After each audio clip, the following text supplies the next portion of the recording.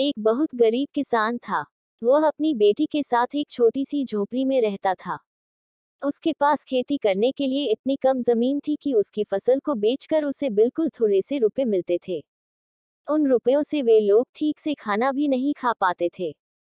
वह राजा के पास अपनी समस्या लेकर गया। राजा दयालु था। उन्होंने किसान को अपनी जमीन में से कुछ जमीन दे दी खेती करने के लिए। उन्होंने कहा, यह जमीन तो हमारी ही रहेगी, लेकिन उस पर उगने वाली फसल तुम्हारी होगी। किसान ने राजा को बहुत बहुत धन्यवाद दिया। एक दिन वह खेत की जुताई कर रहा था। तभी उसका हल किसी कठोर चीज से टकराया। उसने वहां खोद कर देखा तो उसे सोने की एक ओखली मिली।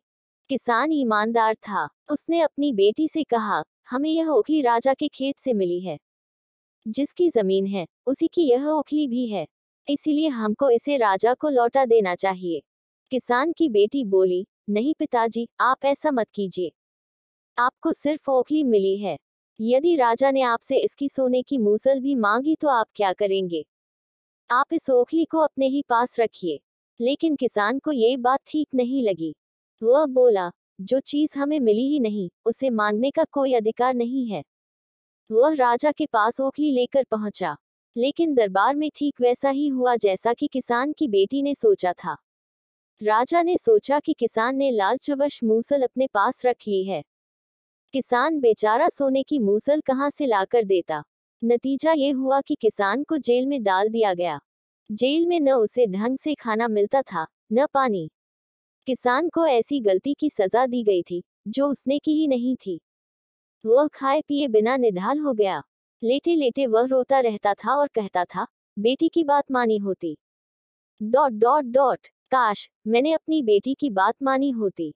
एक दिन राजा ने उसे ऐसा कहते हुए सुन लिया। उन्होंने किसान से पूछा कि वह ऐसा क्यों कह रहा है। तब किसान ने राजा को पूरी बात बताई। राजा को अपनी गलती का एहसास हुआ। किसान को तुरंत छोड़ दिया गया। किसान की बेटी को राजा ने दरबार में बुलाया। उससे बातें करने के बाद राजा को पता चल गया कि वह कितनी बुद्धिमान है। किसान की बेटी को राज्य के खजाने का मंत्री बना दिया गया। उन्हें रहने के लिए घर और सभी सुख सुविधाएं दी गईं। किसान और उसकी बेटी सदा खुश रहने लगे। किसान को थोड़ा कष्ट जरूर झेलना पड़ा, लेकिन अंत में जीत सच्चाई की हुई।